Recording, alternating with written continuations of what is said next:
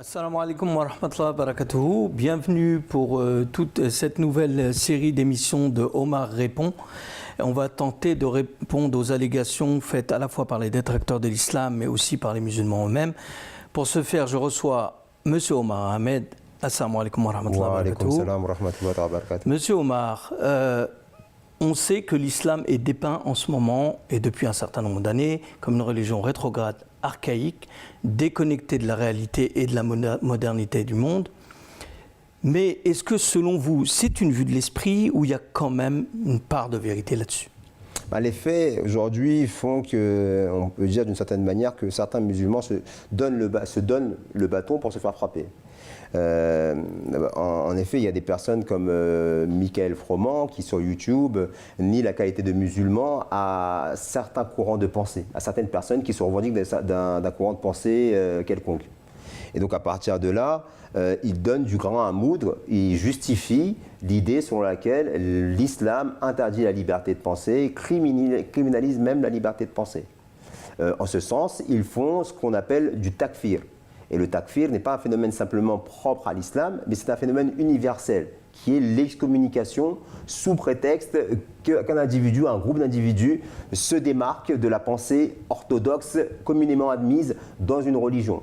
Et en ce sens-là, on sait que la France a beaucoup souffert à l'époque de l'Inquisition, où on n'hésitait pas à mettre sur le bûcher des personnes pour le crime d'hérésie. Alors vous avez fait référence et le parallèle entre le takfirisme et l'Inquisition en terre chrétienne.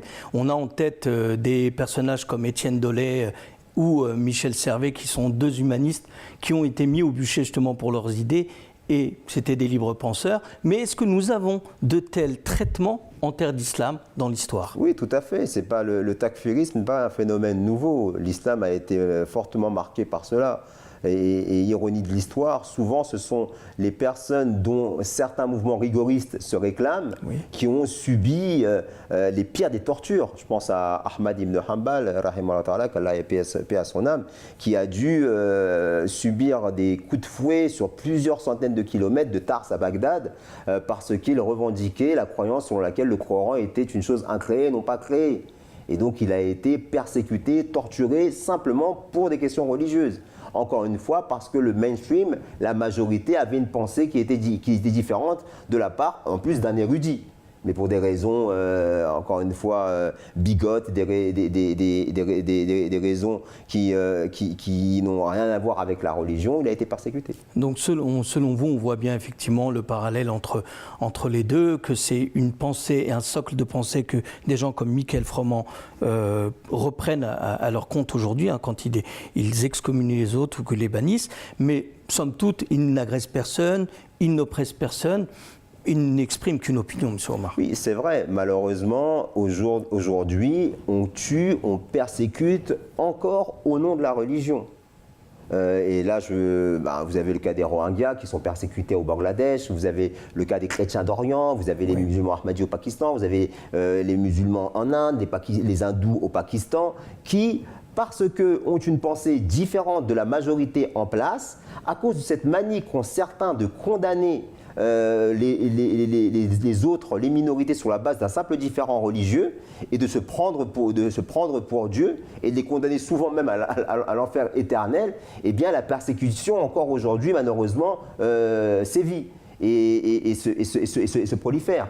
Maintenant, heureusement en France on est dans un pays de droit et donc l'excommunication elle ne prend pas la même forme.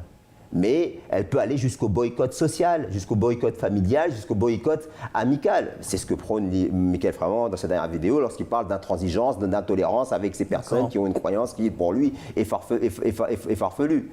Et donc, en même temps, ces personnes-là ne se rendent pas compte qu'ils justifient les accusations qui sont portées contre l'islam à l'effet que l'islam criminalise la liberté de penser.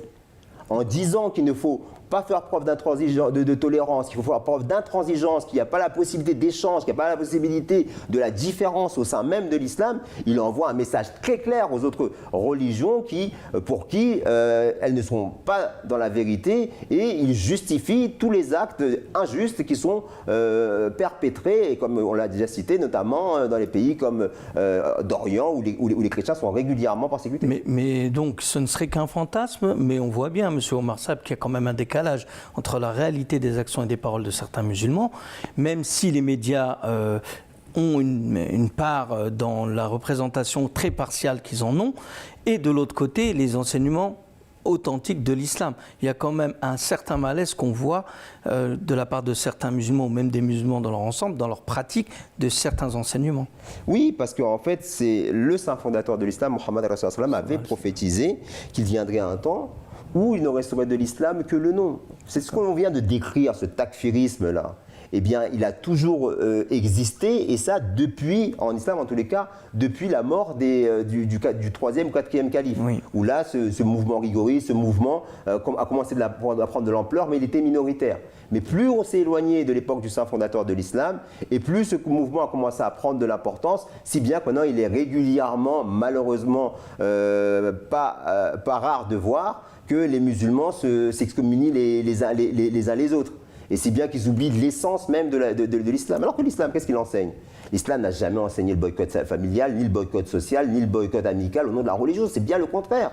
Au contraire de ce que dit Majido Kacha. Pléthore de hadiths nous montre comment le saint prophète enjoignait, il était lui-même bienveillant vis-à-vis des personnes qui l'ont élevé, alors qu'elle n'était pas musulmane, oui. Et qu'il enjoignait la bienveillance aux parents des non-musulmans. Il disait à ses compagnons de bien les traiter, et que même s'ils étaient en désaccord avec eux, ils devaient inconditionnellement respecter leurs droits. C'est un must en islam, c'est une obligation. Il n'y a pas de différent, il n'y a pas d'ostracisation sur la base de la religion. Et en plus de ça, les gens comme encore Michael Froment mettent la charia sur le même plan que la laïcité.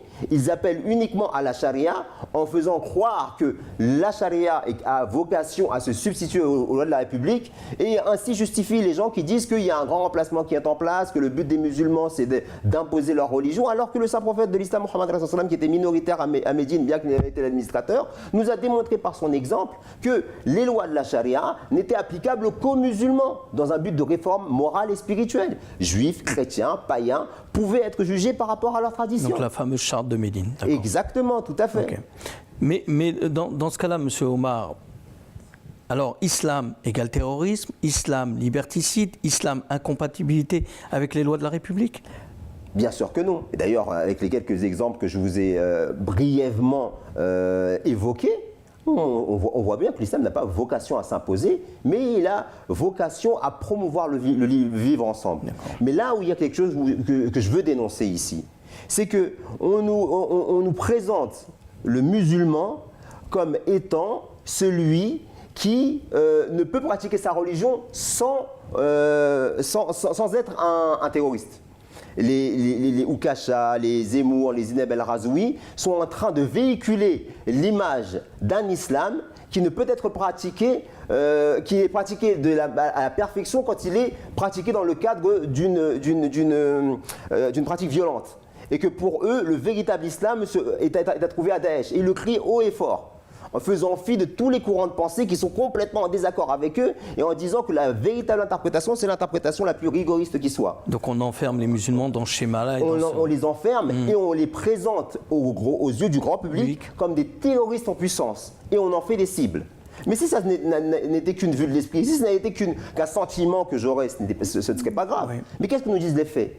Les gens finissent par être paranoïaques, les plus faibles d'entre eux, les déséquilibrés, j'entends, et finissent par voir les musulmans comme étant un vrai problème, comme étant une menace à leur intégrité physique, et vont finir par commettre l'irréparable. Ce qui s'est passé au Québec il y a quelques années, ce qui s'est passé à Christchurch récemment.